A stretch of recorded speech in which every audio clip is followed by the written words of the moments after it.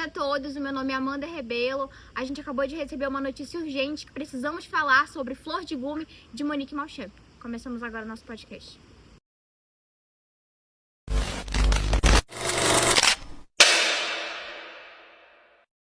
Bom dia, meu nome é Amanda Rebelo. E eu sou a Gabriela Holanda. E vocês estão convidados a assistir o nosso podcast. Hoje nós iremos falar sobre o conto Portas Fechadas do livro Flor de Gume de Monique Malcher, que vai nos fazer pensar, refletir e aplicar na nossa vida diária. A gente escolheu esse conto porque ele aborda temas muito importantes como a violência doméstica, que é um assunto que a gente precisa tratar na sociedade de hoje. Bom, e agora para falar desse assunto tão importante, nós trouxemos dois convidados, o Lucas Leite e o Lucas Brasil. É um prazer enorme estar aqui hoje no podcast, eu e o Lucas. E sobre o livro, eu acho muito importante retratarmos sobre o assunto desse livro. Ele apresenta vários contos incríveis e especialmente hoje que vamos retratar sobre o Portas Fechadas. E pra gente dar início a essa conversa, o que vocês sabem sobre a Monique Malcher? A Monique Malcher é basicamente uma escritora paraense, jornalista e antropóloga. Uma curiosidade muito importante sobre o livro é que todos os contos, os 37 contos, foram feitos através de histórias de mulheres paraenses. E eu conheci a Monique Malcher através do prêmio Jabuti que ela ganhou em 2021, inclusive com o livro Flor de Gume. Quando a professora Carol passou esse tema pra gente, eu confesso que eu pensava que era um livro de contos normais. E eu até cheguei e falei assim, Marcele, a gente pode fazer uma entrevista com os personagens, a gente pode fazer uma peça. E ela falou assim, tá doida, Amanda, como é que a gente vai fazer uma peça? E ela me mostrou, e quando eu vi, gente, a minha cara caiu no chão, porque eu fiquei assim, meu Deus, como pode um livro ali ser tão pesado assim pra gente falar? E como é que a gente vai conseguir desenvolver isso, né? E a gente já tratou a violência doméstica, acho que mês passado, né, em uma avaliação que teve, só que agora ela veio muito mais em peso, né? E isso é uma coisa que me doeu muito, porque fala sobre uma mulher, não retrata o nome dela, mas fala que ela tem uma filha, que ela engravida, né? Que o sonho dela é ser mãe, ter uma família. E eu me identifiquei, porque o meu sonho é casar, é ter filhos. E assim, o meu maior medo é que alguém faça mal pros meus filhos, que os meus filhos sofram. E eu fico pensando assim, imagina pra mulher que assim, o período mais importante da vida dela e mais difícil é uma gravidez, que tá passando por hormônios, por complicações. O cara que devia estar ali te apoiando, te amando, ele tá sendo o teu pior inimigo, né? E teve uma parte que me mexeu muito, que me deixou assim, muito abalada mesmo, me deu um aperto no coração, que foi quando ela falou dos chutes que ele deu na barriga dela. E faz uma analogia aos chutes do bebê. Porque quando o bebê chuta na barriga da mãe, é um momento tão único, é um momento de conexão, que o pai, né, ele tem que estar ali sentindo, se conectando. E tem estudos que falam, né, que a partir de 4 meses o bebê ele começa a ouvir.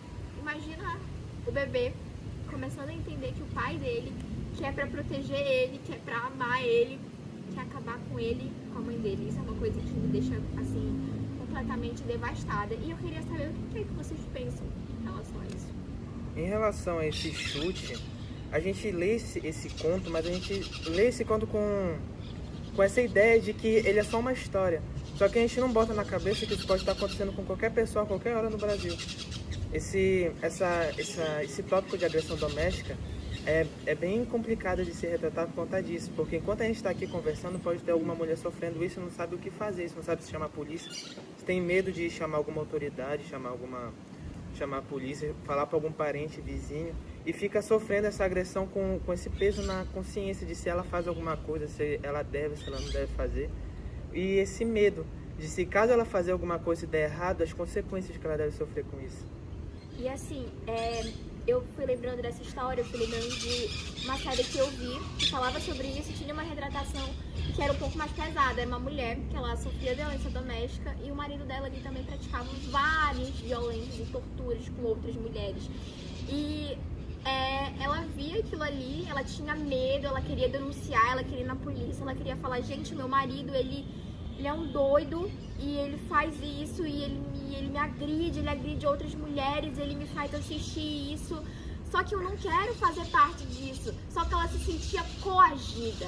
E é isso que essa moça do livro, ela se sente coagida. Principalmente por ele ser o quê? Por ele ser o pai do filho dela. Nessa série que eu assisti, a mulher, ela tinha perdido o bebê, então ela achava que tinha sido por isso. Logo depois ela engravidou, então ela pensava assim, pronto, agora que eu engravidei, ele vai mudar, ele não vai mais ser assim. E isso é uma coisa muito forte, porque muitas mulheres pensam assim, poxa, eu não sou suficiente, talvez se eu fizer isso, ele possa mudar. E elas atribuem a culpa pra ela, meu marido me bate, mas como é que eu tô me comportando? Será que eu não tô merecendo fazer isso? Muitas vezes porque cresceram em um lar abusivo, onde o pai praticava esse tipo de violência com a mãe ou com elas mesmas, cresceram com esse tipo de pensamento enraizado na cabeça, e aí quando entram em um relacionamento, se submetem a esse tipo de violência e toda uma pressão da sociedade que atribui a culpa à mulher e fala assim, como é que ela não se defendeu? Eu falo isso porque eu já tive muitos momentos que eu liguei o jornal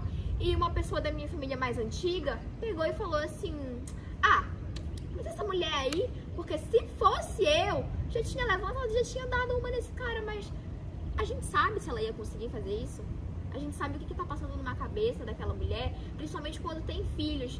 Pensa assim, como é que eu vou me separar do pai dos meus filhos? O que os meus filhos vão pensar se verem o pai deles preso? Ela se sente muito preso porque o homem acaba trazendo segurança para casa, trazendo uma saúde financeira para casa, sendo o mantedor da casa. Esse é o problema que eu vejo, que as mulheres se retraem hoje de poder denunciar esse tipo de homem. E assim, além desse peso financeiro, né, é um peso assim mental. O homem, ele é o provedor, ele tem que ser o protetor. E aí muitas vezes elas veem isso como atenção de proteção e ignoram muitos sinais. Tipo, a gente vai sair pro lugar e eu vou assim. Aí o cara já vem e fala assim, não, tu não vai assim, porque eu não quero que tu vá assim. E acabou. E aí ela fala assim, poxa, meu marido ele me controlando de alguma forma. Aí não, ele só quer me proteger.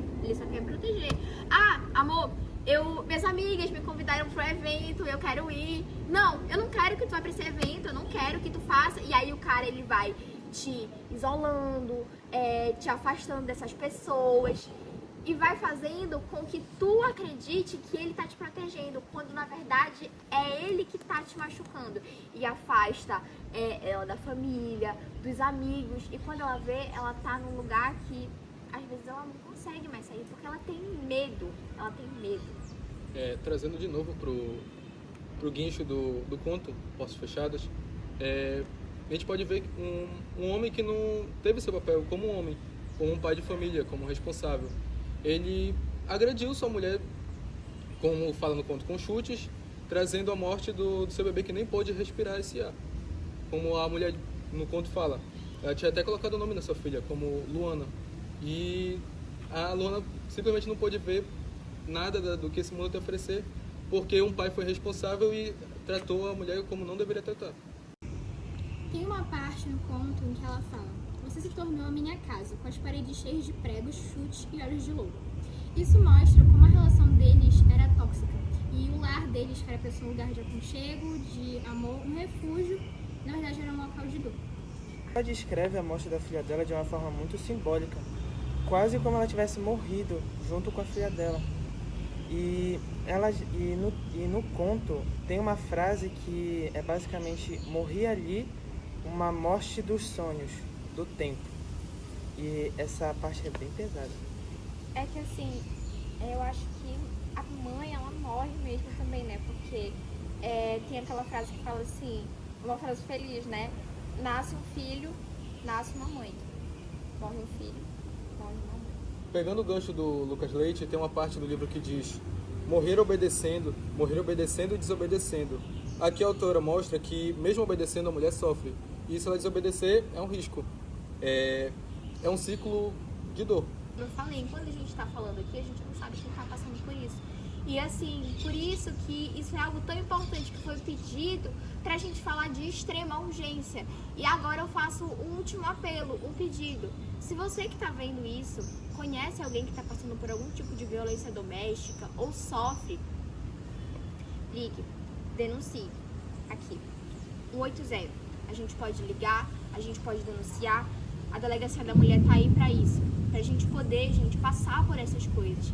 Saibam que vocês nunca vão estar sozinhas. Porque se a gente sabe que isso está acontecendo, se a gente sabe que isso é retratado, é porque nós temos mulheres que passaram por isso, que superaram isso, que são sobreviventes. E nós acreditamos que vocês também podem ser. Então, se vocês conhecem alguém que está passando por isso, ou vocês mesmos passam por isso, denuncie. E é isso, gente. Esse é o nosso podcast. A gente queria muito agradecer pela presença, pelo carinho, por vocês estarem aqui acompanhando a gente. E lembrem, vocês nunca vão estar sozinhos.